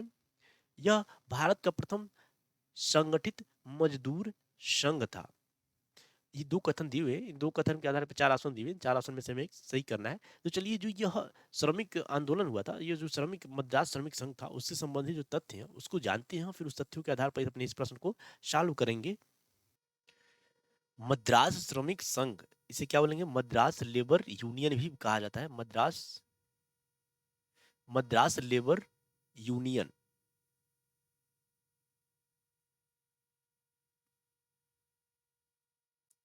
चलिए, इसे संबंधित जो तथ्य हैं उन तथ्यों के बारे में हम पहले डिस्क्राइब करते हैं। देखिए, जो मद्रास श्रमिक संघ की शुरुआत हुई थी, यह एक प्रकार से छोटे लेवल से बढ़ करके ऊपर तक गया था, जिसमें हम बात करते हैं, इसमें दो व्यापारी थे, एक थे चेट्टियार और रामानजलू। तो नाम थोड़ा टेढ़ा है ना, प्रोनाउंसिएशन गलत हो रहा हो, माफी चाहूंगा इसके लिए। चेट्टियार और रामानजलू प्लस रामानजुलू ना, ये देखिएगा, रामानजुलू है ना, ये दोनों लोग एक क्या थे, व्यापारी थे। ये दोनों जो व्यापारी थे, इनकी एक दुकान थी, इनकी दुकान थी, यह जो दुकान थी, और यह बकिंघम बकिंघम और कर्नाटक, कर्नाटक था, वहां पे कुछ मिल थे, उस मिल के सामने ही इनकी क्या थी, दुकान थी, ध्यान दीजिएगा। बकिंघम वहां पे एक स्थान है, और जो कर्नाटक है वहां पे मिल था, उस मिल के सामने ही इनकी दुकान थी। चिट्टियार चिट्टियार चिट्टी, ठीक है ना, कौन है, चिट्टियार प्लस रामा नजुलू, ये प्लस है ना, इनकी क्या थी, दुकान थी। तो उस दुकान पे जब ये लोग रहते थे, जब उस मिल से जो श्रमिक आते थे, जो काम करने वाले, ठीक है, श्रमिक आते थे, दुकान पे जब आते थे लंच के टाइम या किसी और टाइम, तो यह लोग अपनी शिकायतों को इनके सामने रखते थे। तो ये लोग उन शिकायतों को जुटाते थे, जो श्रमिकों से शिकायतें प्राप्त करते थे, उन शिकायतों को जुटा करके जो मिल मालिक हुआ करते थे उनके सामने प्रस्तुत करते थे, उनको रखते थे, उनको अवगत कराते थे, ताकि वो उनका समाधान निकालें। तो भी यह छोटे छोटे जो इनके सामने जो जटिलताएं आती थी, तो उनको ये लोग सॉल्व करते जाते रहे, मतलब इनका इन्हें लाभ मिलना शुरू हुआ। ठीक है, इससे श्रमिकों को क्या हुआ, उनको भी फायदा होता गया इससे, उनकी भी जो आवश्यकताएं थी, उनकी भी जो परेशानियां थी, वो भी धीरे धीरे सॉल्व होती जा रही थी। तो इससे इन लोगों को जो एक प्रकार से इनकी उत्साहवर्धन हुआ। तो इससे ये लोग प्रभावित होकर के किससे, इससे प्रभावित होकर के ये लोग विजयदशमी के दिन, कब, विजयदशमी के दिन, विजयदशमी के दिन 1917 में अपनी 30 कार्यकर्ताओं के साथ, 30 कार्यकर्ताओं के साथ मिल करके, 30 कार्यकर्ताओं के साथ मिल करके एक एक उस समय के नेता थे, उनका नेता जो है बीपी वाडिया, कौन थे, BP Wadia, sorry BP Wadia से मिले, बीपी वाडिया से मिले और उनसे विचार विमर्श करने के बाद एक इसकी स्थापना की ओर क्या हुए, शुरुआत हुआ और इसकी बैठक हुआ जिसमें बीपी वाडिया क्या हुए, अध्यक्ष बने, प्रथम अध्यक्ष बने, प्रथम अध्यक्ष बने बीपी वाडिया, ये ध्यान दीजिएगा, बीपी वाडिया इसके प्रथम अध्यक्ष बने। और जो अन्य इसके जो चेट्टियार थे, रामानुजुलु थे, इसके सदस्य के रूप में अगवानी करने में ये लोग आगे रहे। तो इसकी बैठक हुआ करती थी और इसमें महाभारत जो गीता हुआ करती थी, महाभारत आदि का ये लोग इसमें व्याख्या करते थे, उन लोगों को अपने श्रमिकों को क्या करते थे, मोटिवेट करते थे, उनकी शिकायतों को इसमें सुनते थे। और एक इसमें श्रमिक संघ गठित, जो बैठक हुआ, इस बैठक में एक श्रमिक संघ गठित किया जाए, इसकी आवश्यकता पे जोर दिया गया, यानी कि सभी लोग सहमत हुए कि एक श्रमिक संघ का क्या किया जाए, गठन किया जाए। तो इसी के संबंध में 27 अप्रैल 1918, 27 अप्रैल 1918 को देखिएगा तीसरी बैठक होती है, इसकी तीसरी बैठक होती है। और उस बैठक में मद्रास श्रमिक संघ की स्थापना होती है, मद्रास श्रमिक संघ, मद्रास श्रमिक संघ की स्थापना कर दी जाती है। ठीक है, जो उस समय के जो श्रमिक थे उनकी परेशानियों को ये लोग सुनते थे और उसका निवारण ढूंढते थे। तो इस तरह से मद्रास श्रमिक संघ की स्थापना कर दी जाती है। और हम आगे चलते हैं, जो यह मद्रास श्रमिक संघ थी, यह अपने आप में प्रथम संगठित मजदूर संघ था, यानी ट्रेड यूनियन था। यह क्या था, प्रथम था ना, प्रथम मजदूर श्रमिक संघ था, यानी किसी भी श्रमिक के लिए यह गठित पहला ही संघ था पूरे भारत में ना। तो ये याद रखना है। ओके, चलिए, तो इस तरह से हम अपने प्रश्नों को सॉल्व करना शुरू करते हैं। तो बहमन पिस्टन जी वाडिया, बहमन, बीपी वाडिया का पूरा नाम है बहमन पिस्टन जी वाडिया, यह मद्रास श्रमिक संघ के प्रथम अध्यक्ष थे। यस, जो बैठक हुई उसमें जाकर अध्यक्षता इन्होंने ये किया। हालांकि जो चेट्टियार और रामानुजुलु थे, ये लोग इसका जो प्रस्ताव ये लोग रखे और बैठक में की अगवानी की, उसका नेतृत्व किए, परंतु अध्यक्ष कौन किए, बीपी वाडिया। तो ये याद रखना है, ये सही है। दूसरा, यह भारत का प्रथम संगठित मजदूर संघ था। यस, प्रथम मजदूर संगठित संघ था। अभी हमने इसको लास्ट में डिस्क्राइब किया है ना। तो इस तरह से हमारा पहला ऑप्शन और दूसरा, पहला कथन और दूसरा कथन दोनों के दोनों क्या है, सही है। तो हमारा ऑप्शन सी क्या हो जाएगा, सही है। हमसे इसमें क्या पूछा गया है, सही कौन है। ओके, तो ऑप्शन सी इसका सही जवाब है। चलिए हम चलते हैं अपने अगले प्रश्न पे। हमारा अगला प्रश्न है, 1857 की क्रांति हुई थी, उसी समय एक आजमगढ़ की उद्घोषणा हुआ था। आजमगढ़ की उद्घोषणा का उद्देश्य क्या था। इसने ब्रिटिश और भारतीय विद्रोहियों के बीच शांति योजना की पेशकश की, इसने विद्रोहियों के लिए घोषणा पत्र तैयार किया, इसने विद्रोही सिपाहियों को आत्मसमर्पण करने के लिए एक अंतिम चेतावनी के रूप में कार्य किया, इसने रियासतों से भारतीय विद्रोहियों का समर्थन करने का आह्वान किया ना। तो ध्यान से देखिएगा, हम इसके बारे में एज ओरली डिस्क्राइब करते हैं और इस जो अपना तथ्यों को डिस्क्राइब करेंगे उसी के आधार पर अपने फिर प्रश्न को चालू करेंगे। तो ध्यान से सुनिएगा। देखिए, जो आजमगढ़ उद्घोषणा है ना, आजमगढ़ उद्घोषणा, यह किसने जारी किया था यह निश्चित नहीं है। ठीक है, यह जो घोषणा है यह 1857 की क्रांति से संबंधित है।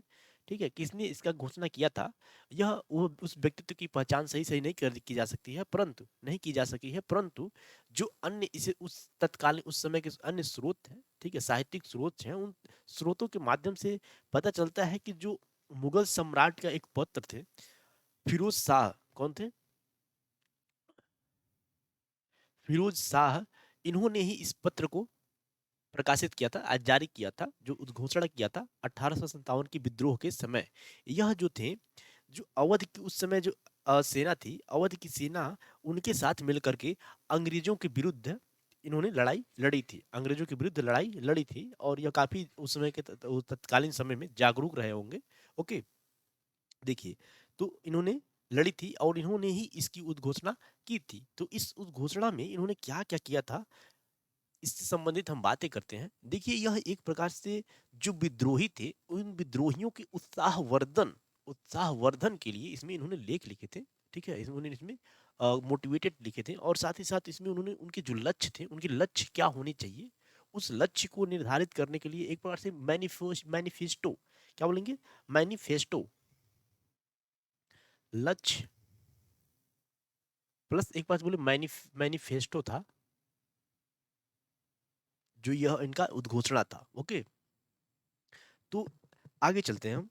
तो इस उद्घोषणा में कई खंडों में इन्होंने इसे विभाजित किया था, कई खंडों में इन्होंने इसे विभाजित करके अलग अलग श्रेणियों में इन्होंने शर्तों एवं दिशा निर्देश का निर्धारण किए थे, दिशा निर्देश का निर्धारण किए थे कि इस जो यह 1857 का जो आंदोलन चल रहा है, उसे किस तरह से, उसका लक्ष्य क्या होना चाहिए और उसको किस तरह से दिशा निर्देश देना चाहिए था। यही दिशा निर्देश इन्होंने इस उद्घोषणा में जारी किया था।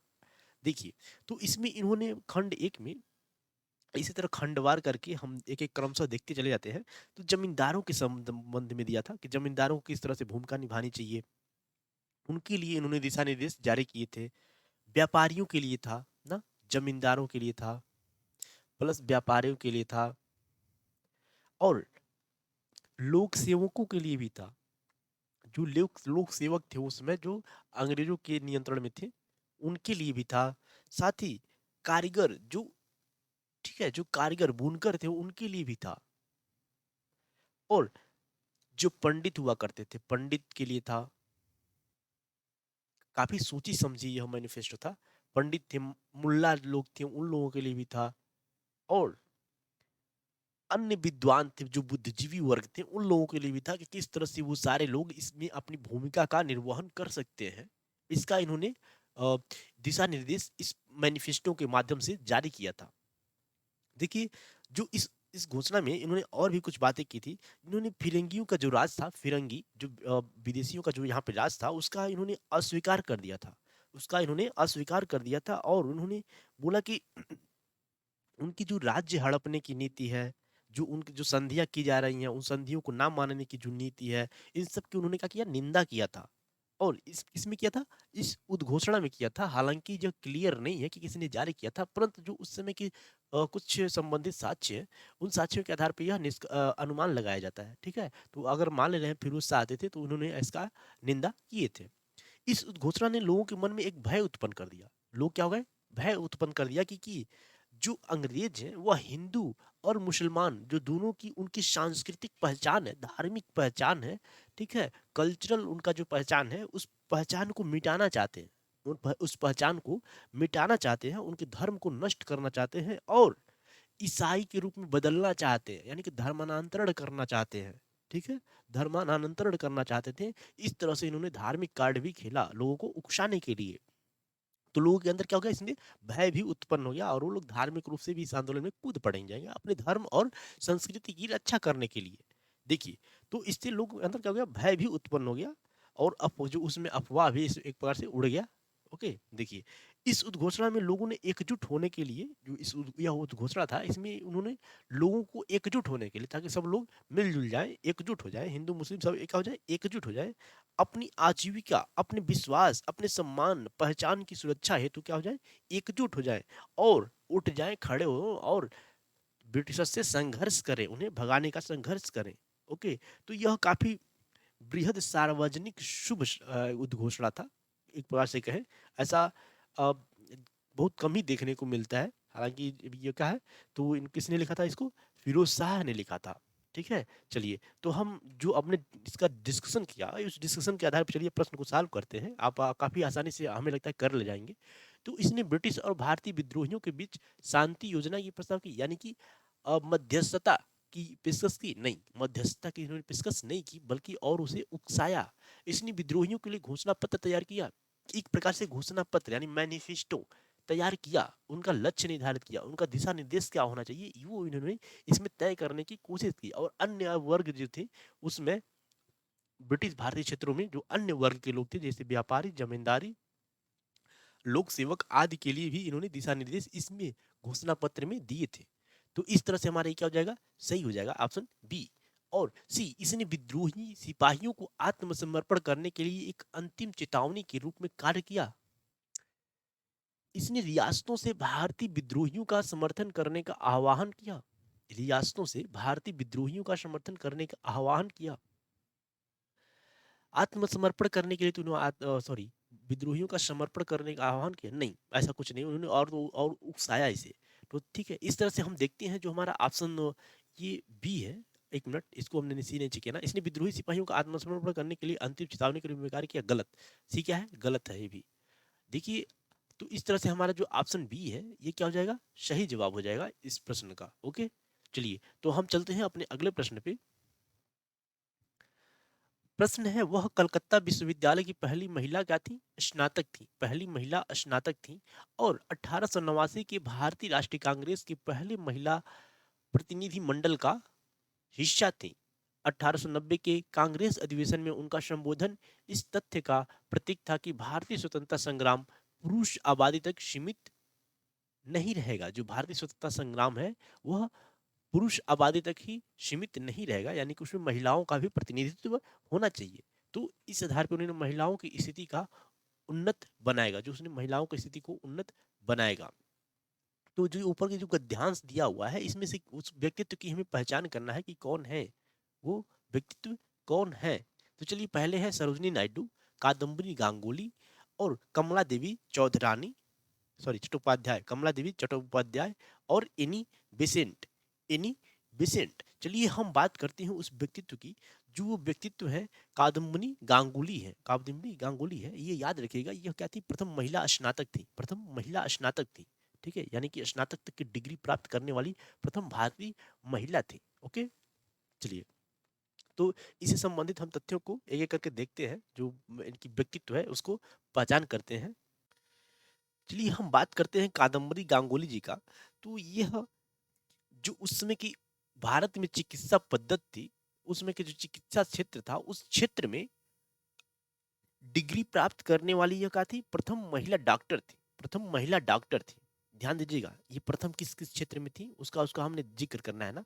प्रथम किस किस क्षेत्र में थी, डॉक्टर थी। और जो उस समय कलकत्ता मेडिकल कॉलेज में प्रवेश क्या की थी, प्राप्त की थी, उसमें भी महिला थी। प्रवेश में भी क्या की थी, कलकत्ता में जो मेडिकल कॉलेज था उस मेडिकल कॉलेज में प्रवेश करने में भी प्रथम महिला थी। साथ ही साथ उस समय जो कलकत्ता विश्वविद्यालय था, कलकत्ता विश्वविद्यालय, स्नातक करने वाली भी प्रथम महिला थी। ध्यान दीजिएगा, स्नातक करने वाली भी यह क्या थी, प्रथम महिला थी। और जो इस ये जब डॉक्टर की यहाँ पर डिग्री प्राप्त की तो इसका उन्होंने क्या किया, स्कॉटलैंड में भी प्रशिक्षण प्राप्त किया। स्कॉटलैंड कहाँ पे है, यूरोप में है। तो स्कॉटलैंड में भी इन्होंने क्या किया था, परीक्षा प्राप्त की, सॉरी प्रशिक्षण प्राप्त की और भारत में एक सफल चिकित्सा पद्धति की स्थापना की। जब वहां से डिग्री लेकर के आई, प्राप्त करके आई, तो यहाँ पे एक चिकित्सा पद्धति की शुरुआत की, कहाँ पे, भारत में। तो ध्यान दीजिएगा। तो तत्पश्चात उन्होंने स्कॉटलैंड में प्रशिक्षण प्राप्त की और वहाँ पे, ठीक है, उसके बाद आके भारत में सफल शिक्षण पद्धति का स्थापना की।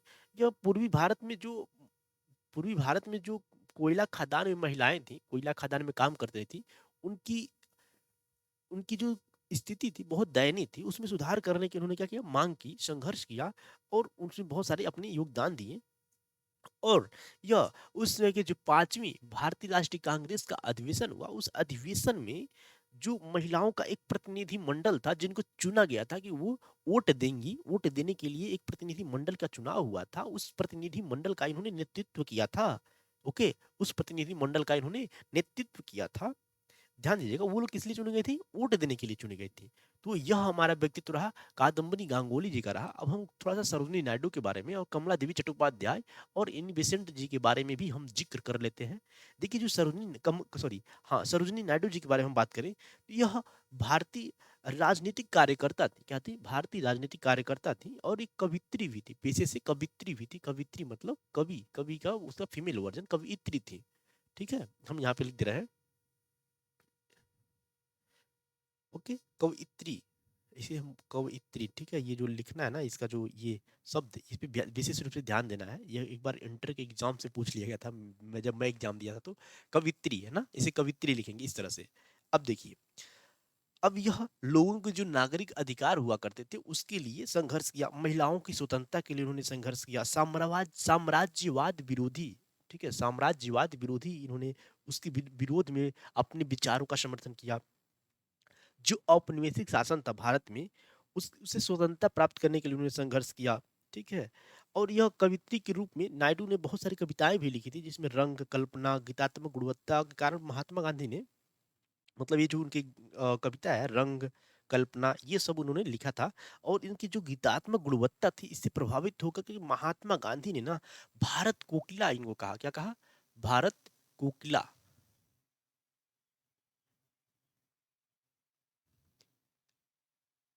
भारत कोकिला कौन है, सरोजनी नायडू, ठीक है। उन्होंने इसका एक टैग दिया कि इसको सरोजनी नायडू को। चलिए हम आगे चलते हैं अपने कमला देवी चट्टोपाध्याय के बारे में। देखिए जो कमला देवी चट्टोपाध्याय थी, यह भी एक पेशे से क्या थी, भारतीय समाज सुधारक थी, समाज सुधारक थी, और स्वतंत्रता सेनानी भी थी। उन्होंने भारतीय स्वतंत्रता में जो आंदोलन चल रहा था उसमें बहुत ही महती योगदान दिया था। स्वतंत्र भारत में भारतीय हस्तशिल्प, हथकरघा और रंगमंच के पुनर्जागरण के लिए प्रेरक शक्ति के रूप में कार्य किया। कौन सा, हस्तशिल्प, जो हाथों से जो शिल्प वगैरह का निर्माण किया जाता था, और हथकरघा था जिससे कपड़े का बुनाई वगैरह किया जाता था। रंगमंच के रूप में इन्होंने क्या किया, बहुत ही महती योगदान दिया था। प्रेरक शक्ति, उन्होंने प्रेरित किया था कि इसका डेवलपमेंट हो, विकास हो। और जो उस समय की भारतीय महिलाओं के जो सामाजिक आर्थिक उत्थान के लिए भी इन्होंने क्या किया था, सहयोग किया था, ठीक है। और हमेशा इसमें वो सर्वाधिक स्मरण करती थी, ओके, ध्यान दीजिएगा। उन्होंने जो मद्रास निर्वाचन क्षेत्र था ना, मद्रास निर्वाचन क्षेत्र कहाँ से, मद्रास असेंबली से, एक बार बोले, मद्रास निर्वाचन क्षेत्र से यह चुनाव भी लड़ने वाली प्रथम महिला थी ना, भारत में चुनाव लड़ने वाली प्रथम महिला थी। साथ ही साथ मद्रास में जो इन्होंने क्या किया था, चुनाव लड़ा था और हार गई थी। हालांकि हारने के बावजूद भी यह कहा कि जो महिलाओं के लिए एक पथ प्रदर्शक का काम की, यहाँ से महिलाओं की जो चुनाव में एंट्री होना शुरुआत हो जाएगा, महिलाएं भी बढ़ चढ़ के आगे आकर हिस्सा लेंगी। हालांकि मद्रास में इनको हार का सामना करना पड़ा था। चलिए, तो ये हो गया कमला देवी चट्टोपाध्याय के बारे में। हम एनी बेसेंट जी के बारे में बात करें तो एनी बेसेंट जो थी, यह 1907 में, ठीक है, ये आयरिश महिला थी, क्या थी, आयरिश महिला थी। यह इनसे इसी साल यूपीपीसीएस एग्जाम से पूछा हुआ था कि यह कहाँ से बिलोंग करती हैं, तो ये क्या थी, आयरिश महिला थी। आयरिश मतलब आयरलैंड, ओके। तो एनी बेसेंट, देखिए जो थियोसोफिकल सोसाइटी से संबंधित है, यह क्या थी, यह ब्रिटिश समाजवादी थी, थियोसोफिस्ट थी, यानी थियोसोफिकल सोसाइटी थी उसकी सदस्य थी। साथ ही साथ महिला अधिकार कार्यकर्ता, लेखक व वक्ता, शिक्षाविद, समाज सेविका थी, ओके। मानव स्वतंत्रता की समर्थन के रूप में इनको जाना जाता है, मानव स्वतंत्रता के समर्थक के रूप में इनको जाना जाता है। यह आयरिश महिला थी, भारतीय स्वशासन दोनों का ही प्रबल समर्थक थी, ओके। यह एक सफल लेखिका भी थी। 300 से अधिक पुस्तकों, पैम्पलेटों को इन्होंने लेखन कार्य किया था, रचना किए हैं, इन्होंने रचना की है 300 से भी अधिक ना। और देखिए यह बनारस हिंदू विश्वविद्यालय की जो स्थापना हुआ था, जो उसकी स्थापना करने में जो इनका भी नाम क्या है, शामिल है, एनी बेसेंट का भी नाम शामिल है। उस समय यह मौजूद भी थी। हालांकि जो बनारस हिंदू विश्वविद्यालय की स्थापना हो रहा था 1916 में, उसमें गांधी जी भी उसमें उपस्थित थे, एज अतिथि के रूप में उपस्थित थे। चलिए, तो यह कुछ रहा जिक्र। हालांकि एनी बेसेंट के बारे में मैं कुछ और भी जिक्र करना चाहूंगा। यह थियोसोफिकल सोसाइटी की जो 1907 में, आई थिंक 1907 या 3 के आसपास, यह जो एनी बेसेंट उसकी अध्यक्ष बन गई थी ना, थियोसोफिकल सोसाइटी थी उसकी अध्यक्ष बन गई थी। बड़यार में ना, बड़यार, आई थिंक बड़यार ऐसा कुछ कुछ करके नाम है, वहाँ पे इसका हेडक्वार्टर था भारत में, इंटरनेशनल। तो वहाँ पर ये क्या थी, अध्यक्ष बन गई थी। इस समय जो इसके जो संस्थापक थे थियोसोफिकल सोसाइटी के, उन दोनों लोग क्या हो गई थी, मैडम ब्लावत्स्की और कर्नल अर्काट, दोनों लोग क्या हो गई थी, मृत्यु हो गई थी, ठीक है, गोलकवासी हो गए थे। उन लोगों की मृत्यु के बाद यह एनी बेसेंट उसकी क्या बन गई थी, अध्यक्ष बन गई थी। चलिए हम अपने चलते हैं अगले प्रश्न पे। देखिए प्रश्न है पद्मनाभ, पद्मनाभ की युद्ध के संदर्भ में निम्नलिखित कथनों पर विचार कीजिए। पद्मनाभ की युद्ध के संबंध में निम्नलिखित कथनों पर विचार कीजिए। यह युद्ध विजयनगर के शासक, कहा, विजयनगर के शासक और अंग्रेजों के बीच हुआ था। इस युद्ध का मुख्य कारण शासक के दत्तक पुत्र को उत्तराधिकारी के रूप में मान्यता देने से अंग्रेजों द्वारा इनकार करना था। उपर्युक्त कथनों में से कौन सा सही कथन सही है? हमसे क्या बताना है, सही कथन कौन से हैं। चलिए, जो पद्मनाभ का युद्ध है, इसके संबंधित जो तथ्य है पहले उसको हम देख लेते हैं, फिर उन तथ्यों के आधार पर इस प्रश्न को सॉल्व करेंगे। देखिए, जो यह पद्मनाभ का जो युद्ध है, पद्मनाभ एक एक प्रकार से स्थान का नाम है। क्या है? स्थान का नाम है, यह याद रखिएगा।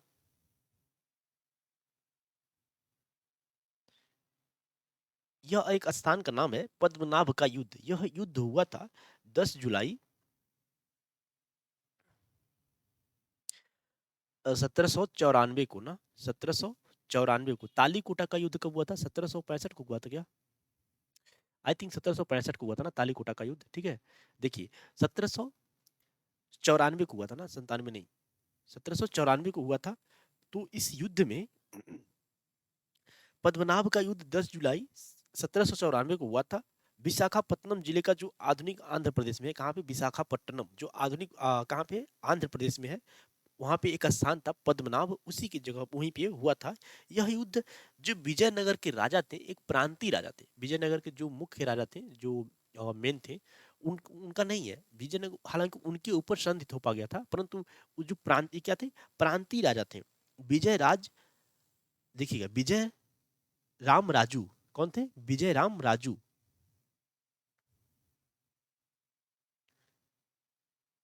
यह एक जो विजयनगर साम्राज्य है उसका एक प्रांत था। उस प्रांत के यह क्या थे? शासक थे। जब अंग्रेजों द्वारा विजयनगर के शासक की सैन्य शक्ति कमजोर करने के उद्देश्य से उन पे आरोपित क्या की गई? उन पर राजस्व, यानी राजस्व में वृद्धि कर दी गई, उनको देने के लिए पेशकश किया गया। ठीक है, उनकी सैन्य शक्ति क्या हो जाए? कमजोर हो जाए, वो अधिक से अधिक कर दें तो उसके पास ज्यादा धन नहीं बचेगा, तो वो सैन्य पे अपनी खर्च नहीं कर पाएंगे। तो इस तरह से उनकी शक्ति को कमजोर करने के लिए उनकी राजस्व को में वृद्धि कर दी। तो उन्होंने इस अवैध रूप से जो अवैध रूप से बढ़ाया गया था उसका भुगतान करने से इनकार कर दिया। कौन? विजय राम राजू। इन्होंने इनकार कर दिया, और इनकार कर देने के बाद ही पद्मनाभ का युद्ध होता है। कहाँ पे? 10 जुलाई 1794 को पद्मनाभ नामक स्थान पे यह युद्ध होता है। हालांकि इस युद्ध में यह हार जाते हैं और इनकी हत्या कर दी जाती है। इनकी क्या हो जाती है? हार हो जाती है और हत्या भी कर दी जाती है बाय ब्रिटिशर्स। इनके जो बेटे थे नारायण बाबू। इनके बेटे कौन थे? नारायण बाबू। ओके, यह थे इनके बेटे थे नारायण बाबू। इन्होंने वहीं की एक गांव था मकुआ, मकुआ में शरण ले लिया, और जो वहां के कुछ आदिवासी थे, कोंडा दुरास, उन लोगों ने भी इनका समर्थन किया। कौन? नारायण बाबू का समर्थन किया। और परंतु आगे चल के यह अंग्रेजों से क्या करते हैं? समझौता कर लेते हैं, और जो उनका जो बकाया राज्य था, जो बढ़ा हुआ अ, राजस्व था, कर था, उसको देने के लिए इन्होंने सहमति व्यक्त कर दी, यानी कि सहमत हो गए। फिर भी क्या हुआ? सहमत हो गए। फिर आगे चल करके 1802 में क्या हो गए? सहमत हो गए, और 1802 में जो वह विजयनगर साम्राज्य था उस पर अस्थाई बंदोबस्त की शुरुआत कर दी जाती है। अस्थाई बंदोबस्त आया था ना लॉर्ड कॉर्नवालिस, उसी के समय अस्थाई बंदोबस्त, तो ठीक है, वही अस्थाई बंदोबस्त वहां भी शुरू कर दिया जाएगा। ओके, तो चलिए हम अपनी इस जो तथ्य हमने डिस्क्राइब किया है, इस तथ्यों के आधार पे इस प्रश्न को सॉल्व करते हैं। यह युद्ध विजयनगर के शासक और अंग्रेजों के बीच हुआ था। विजयनगर के शासक और अंग्रेजों के बीच में हुआ था। हमें ये बताना है कि कौन सही है। तो देखिए, यह युद्ध जो था, विजयनगर के शासक तो थे, कौन थे? विजय राम राजू थे। हालांकि प्रांतीय ही थे, परंतु विजयनगर के ही शासक थे। तो इनके इनके साथ और अंग्रेजों के बीच में हुआ था, इसका मैंने जिक्र किया। इस आधार पे ये क्या हो जाएगा? सही हो जाएगा। हमसे क्या पूछा है? कौन से सही सुमेलित है? कौन से सही सुमेलित है? दूसरा, इस युद्ध का मुख्य कारण शासक के दत्तक पुत्र यानी व्यक्तिगत सिद्धांत, को उत्तराधिकारी के रूप में मान्यता देने से अंग्रेजों द्वारा इनकार कर दिया गया। No no no no no, ये क्या हो जाएगा, गलत हो जाएगा। ओके, दूसरा क्या हो जाएगा, गलत हो जाएगा, क्योंकि हमने ये भी बात किया कि कर देने से ना, कर उगाही के संबंध में यह किया गया था, राजस्व में वृद्धि कर दी गई थी, जिससे उन्होंने जो विजय राम राजू थे, इन्होंने देने से इनकार कर दिया। बढ़ा हुआ जो अवैध रूप से बढ़ाया गया था वह राजस्व देने से इनकार कर दिया। तो इस आधार पर ये क्या हो जाएगा, दूसरा गलत हो जाएगा, दूसरा गलत हो जाएगा। हमारा ऑप्शन हो जाएगा केवल एक, केवल एक, केवल एक क्या है, सही है। और चलिए, तो इस तरह से हमने पद्मनाभ के युद्ध जो था इसके बारे में जाना है। हालांकि यह जो युद्ध बहुत ही इंपॉर्टेंट है, हमने इस बारे में बहुत कम ही पढ़ने को मिलता है। चलिए हम आगे चलते हैं। ये जो प्रैक्टिस सेट होते हैं, प्रैक्टिस सेट के माध्यम से ही हम इन प्रश्नों को सॉल्व कर पाते हैं। चलिए, हाल ही में सुर्खियों में रहे शंख लिपि, कौन सी लिपि है, शंख लिपि, शिलालेखों के संदर्भ में निम्नलिखित कथनों में से कौन सा से सही नहीं है, कौन सा सही नहीं है। इसमें अलंकृत सर्पिल वर्ड प्रयुक्त होते हैं जो सीप या शंख की तरह दिखते हैं। शिलालेखों में वर्णों की एक छोटी संख्या प्रयुक्त होती है। इसमें मुख्य रूप से नाम लिखने हस्ताक्षर के लिए प्रयोग किया जाता था। यह मुख्य रूप से दक्षिणी भारत के शिलालेखों में पाया जाता है। कहाँ पे, दक्षिणी भारत के शिलालेखों में पाया जाता है। तो चलिए, ये शंख लिपि है, इसके बारे में हम पहले बात करते हैं। देखिए, यह जो शंख लिपि था, मैं शंख लिपि के बारे में बात करना चाहूँ। जो आर्कियोलॉजिकल सर्वे ऑफ इंडिया है, यानी कि भारतीय पुरातत्व सर्वेक्षण विभाग है, उसने उत्तर प्रदेश के एटा जिले में, एटा कहाँ पे, एटा कहाँ पे है, यूपी में, वहां पे उत्खनन कार्य कर रहे थे। वहाँ का एक गांव है, ठीक है, एटा जिले के गांव है, जो वहाँ पे यह उत्खनन कार्य कर रहे थे। यह जो वहाँ का जो स्थल था, वह स्थल आई थिंक 5वीं शताब्दी का है, जब उस समय गुप्त शासक हुआ करते थे। यह उसमें भी कौन है, कुमार, जो वहाँ के जो मंदिर था, उस मंदिर की सीढ़ियों पे यह लिपि मिली है, शंख लिपि मिली है। तो मंदिर की सीढ़ियों पे मिली है, और वहाँ पे उस मंदिर की जो सीढ़ी है उस पे जो कुमार गुप्त थे, गुप्त वंश के शासक, जिन्होंने नालंदा विश्वविद्यालय की स्थापना की थी, उनका एक उपाधि था महेंद्रादित्य। क्या है, महेंद्रादित्य,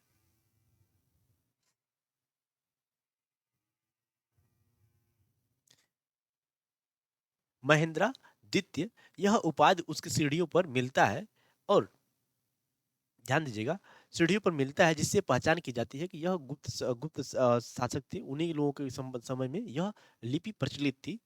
तो देखिए, जो शंख लिपि या सेल स्क्रिप्ट बोले, एक शब्द ही है जिसके उपयोग विद्वानों द्वारा सीप या शंख की तरह दिखने वाले ब्राह्मी यौगिक के रूप में संपूर्ण उत्तर या मध्य भारत के शिलालेखों में 4वीं या 8वीं शताब्दी के बीच शिलालेखों में पाए जाते हैं। ठीक है, यह एक प्रकार सर्पिल वर्णों का वर्णन करने के लिए किया जाता है। सर्पिल वर्णों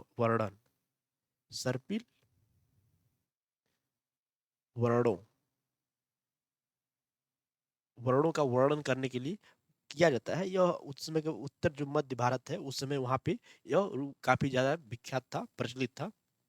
देखिए, इस तरह का ये एक शिलालेख उस समय की एक पत्थर की घोड़े की मूर्ति की पीठ पर भी मिली थी, यानी कि पत्थर की जो घोड़े थी उसकी मूर्ति बनी हुई थी, उसके पीठ पर भी मिलता है, जो इसमें लखनऊ का संग्रहालय है वहां पे रखा हुआ है।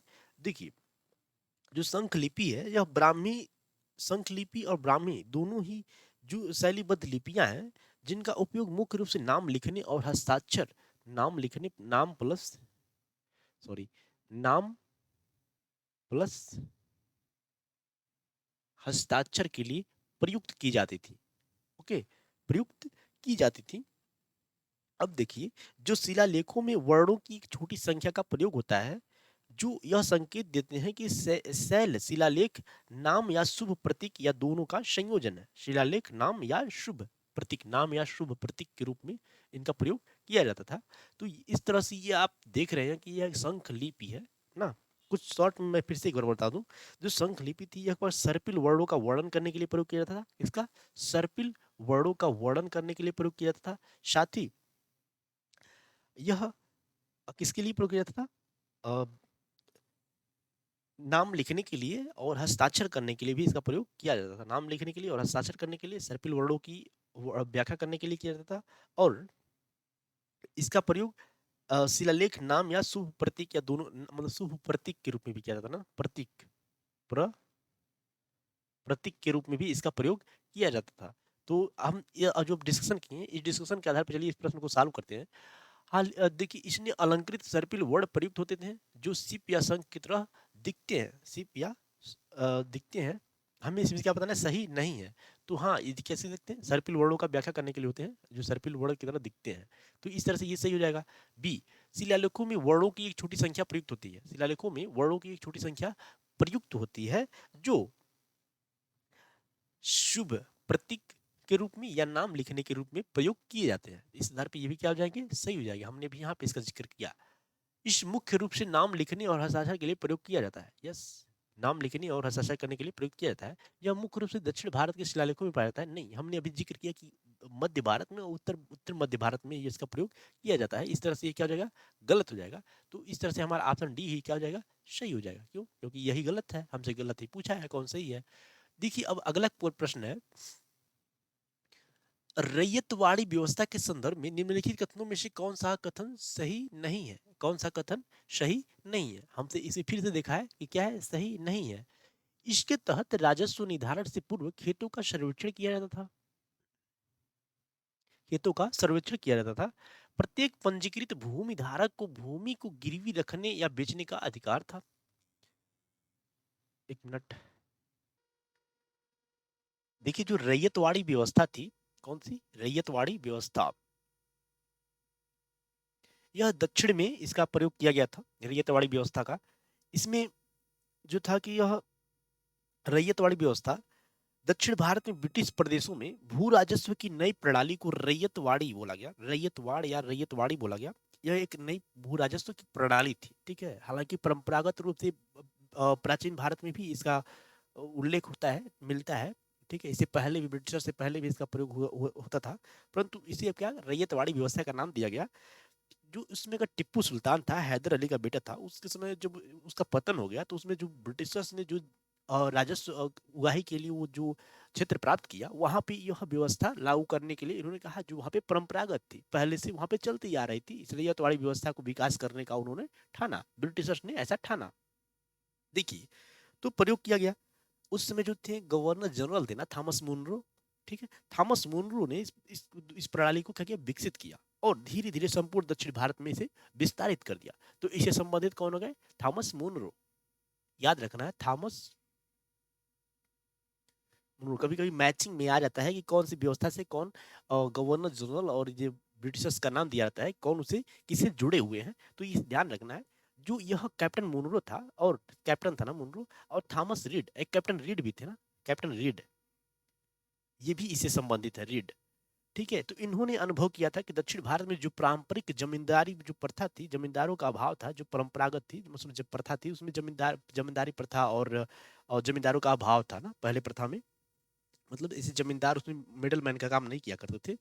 तो उसमें बंदोबस्त सीधे काश्तकारों से वसूला जाता था। समझ में आ रहा होगा आपको।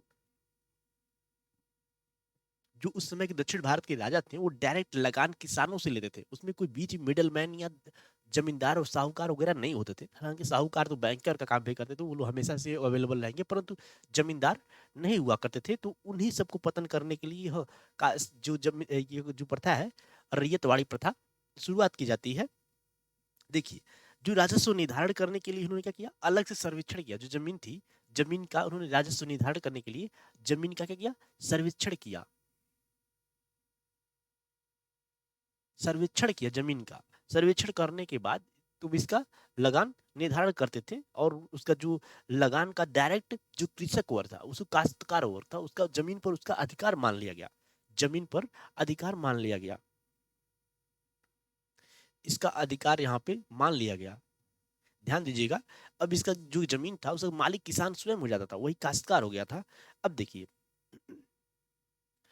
अब एक प्रकार से भूमि के प्रत्येक पंजीकृत धारक को भूमि के स्वामी के रूप में मान्यता दी गई। ध्यान दीजिएगा, राज्य को भू राजस्व के प्रत्यक्षता भुगतान करने के लिए जिम्मेदार ठहराया गया। किसको? डायरेक्ट किसान को, जो उस पर खेती करता था अपनी भूमि को। हालांकि जब वो उसका मालिक हो गया, तो वह अपनी भूमि को पट्टे पे देने के लिए, हस्तांतरित करने के लिए, गिरवी देने के लिए, बेचने के लिए, सभी के लिए वह स्वतंत्र हो गया। बस कृषकों को जो ब्रिटिशर्स थे, उनको अपनी लगान से, राजस्व से मतलब था। उन्हें मतलब राजस्व चाहिए, अब कृषक चाहे जैसे भी दे। हालांकि जब वो उसका मालिक हो गया, अब आई थिंक इसमें जो लगान था नगद रूप में भी वसूला जाता था, तो नगदी को ज्यादा प्रेफरेंस दिया जाता था। तो इस तरह से जो कृषक वर्ग थे, कृषक वर्ग अपनी पैसे प्राप्त करने के लिए अपनी अ, अनाज को जो उनका उगाए होते थे उसका लोग औने पौने दाम पे बेचने के लिए मजबूर हो जाते थे, उसको प्राप्त करने के लिए किस और शाहूकारों से क्या करते थे, अधिक से अधिक पैसा लेना पड़ता था उन्हें, गिरवी रख लेते थे और बेचना पड़ता था। अगर पैसे समय पे नहीं वसूल कर पाते तो साहूकार उस पे कब्जा कर लेते थे, और इस तरह से कोर्ट कचहरी के चक्कर में ज्यादा पड़ने लगे थे। हालांकि इसके दुरुपयोग भी है, ठीक है, इसके सदुपयोग भी था। डायरेक्ट किसान, कुछ किसान किसान भी मतलब मजबूत होते गए, ठीक है, और कुछ इसके चंगुल में, साहूकारों के चंगुल में फंसते चले गए। तो इस प्रकार से देखिएगा, ये इसका क्या है, दुरुपयोग भी था, ठीक है। तो साहूकार भी इसे क्या उच्च ब्याज पे इसे लगान पैसे दिया करते थे। अब देखिए, तो इससे क्या हो गया, न्यायालयों के जो आदेश के माध्यम से भूमि पर ये लोग साहूकार कब्जा कर लेते थे। तो इससे क्या होगा, अब जो कृषक थे वो अपने ही भूमि पर काश्तकार भी एक प्रकार से बन गए थे, ठीक है। जो साहूकार से चंगुल से ले लेते थे, अपने में ले लेते थे, और उसी को उन्हीं को पट्टे पे दे देते थे, ठीक है।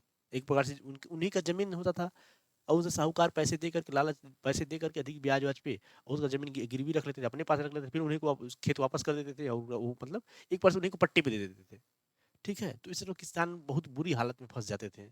ओके, तो चलिए हम एक एक करके जो अब डिस्क्राइब किए हैं इसके आधार पे इस रैयत वाड़ी व्यवस्था प्रश्न को सॉल्व करते हैं। इसके तहत राजस्व निर्धारण से पूर्व खेतों का सर्वेक्षण किया जाता था। यस, निर्धारण किया जाता था। हमसे पूछा गया कौन सही नहीं है, इसमें से 3 गलत होंगे और एक क्या होगा, सही होगा। 3 गलत होंगे और एक सही होगा, हम उसी का क्या करना है, हमें पहचान करना है। देखिए, प्रत्येक पंजीकृत भूमि धारक को भूमि को गिरवी रखने या बेचने का अधिकार था। यस, जब किसान मालिक बन गया तो वो जो चाहे वो करे अपनी जमीन के साथ ना, यानी कि बेच सकता था, गिरवी रख सकता था, उस पे कर्ज ले सकता था।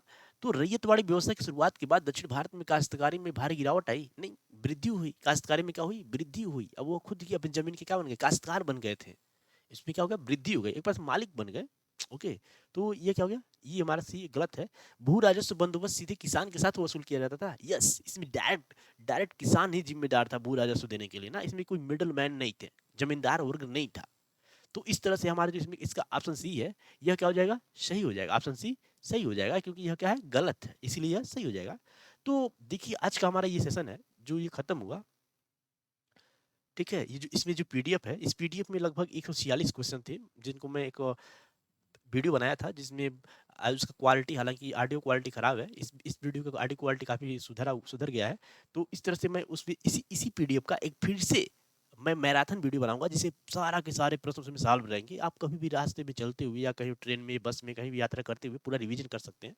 साथ ही इस बार बार रिवीजन करने से भी क्या होगा, अभ्यास बढ़ेगा। अभ्यास करेंगे तो हमारा प्रैक्टिस करते रहेंगे तो बढ़ जाएगा, ठीक है। थोड़ा सोचने की क्षमता और याद रखने की क्षमता बढ़ता जाएगा। तो इस तरह के मैं और भी वीडियो लाता रहूंगा, आप मेरे साथ जुड़े रहिए। चलिए एक बार हम इसका ओवरव्यू देख लेते हैं कि हमने आज क्या क्या सीखा। देखिए, हमने रैयतवाड़ी व्यवस्था के बारे में जाना, थॉमस मुनरो और कैप्टन रीड ये लोग इसे क्या है, संबंधित हैं। और किसके बारे में हमने जाना, शंख लिपि के बारे में काफी हद तक जाना। देखिए, पद्मनाभ का जो युद्ध हुआ था, पद्मनाभ का युद्ध काफी न्यू था ना, आप हो सकता है कि आप पहली बार भी सुन रहे हो, ऐसा भी हो सकता है। तो इसके बारे में हमने जाना। और जो उस समय यहाँ पे कलकत्ता विश्वविद्यालय की महिला स्नातक कौन थी, कादम्बनी गांगुली जी के बारे में जाना, सरोजिनी नायडू जी के बारे में जाना, कमला देवी चट्टोपाध्याय जी के बारे में जाना, एनी बेसेंट जी के बारे में जाना। और आजमगढ़, आजमगढ़ हमारे कहाँ है, यानी गोरखपुर के पास ही सटे हुए ना जिला है, ठीक है। आजमगढ़, आजमगढ़ जिला, आई थिंक जिला ही होगा शायद, उद्घोषणा ये, ठीक है। तो आजमगढ़ उद्घोषणा था, इसके बारे में हमने जाना, ठीक है। फिरोज शाह थे, मुगल शासक के पोते थे, ठीक है। ये इन्होंने इसको शायद जारी किया था, ऐसा माना जाता है। तो और देखिए, जो मद्रास श्रमिक संघ का गठन हुआ था कहाँ पे, मद्रास में। प्रथम भारतीय मजदूर संघ था, श्रमिक संघ था, ठीक है। मजदूर श्रमिक मजदूर एक ही होते हैं। तो इसके बारे में हमने काफी हद तक जाना है। बीपी वाडिया इसके प्रथम अध्यक्ष थे। और जो है हमने इस और क्या जाना, देखिए जो पिट्स इंडिया एक्ट आया था 1784, इसके बारे में काफी हद तक जाना, मैंने काफी डीप में डिस्कशन किया। नियंत्रण board of control, court of director, और काफी हद तक जाना ना। हो सकता है इसमें आपको कंफ्यूजन भी क्लियर हो गया होगा ना। अगर कंफ्यूज रहा होगा कि क्या होता है board of director, board of control, तो काफी हद तक इसमें जान गए होंगे आप, आइडिया आ गया होगा। और 1773 का रेगुलेटिंग एक्ट के बारे में हमने जाना। 1857 की क्रांति के बारे में जाना, दिल्ली कानपुर और झांसी में जो दमन किया गया था इसका, 1857 की क्रांति में जो हुआ था, उसके बारे में हमने जाना। उससे संबंधित कौन से कमांडर है ना, कौन कमांडर कहाँ पे थे, ब्रिटिश कमांडर, उसके बारे में यह पूछा प्रश्न था। उसके बारे में मैंने काफ़ी ज़्यादा डिस्कस किया है और जानने का कोशिश किया है। तो फिर आप इसी तरह की अन्य वीडियो के साथ मेरे साथ जुड़े रहिए और इस तरह एंजॉय करते रहिए और प्रैक्टिस भी करते रहिए। हम फिर मिलेंगे नेक्स्ट वीडियो में, तब तक के लिए बाय। पढ़ते रहिए, मस्त रहिए। बाय।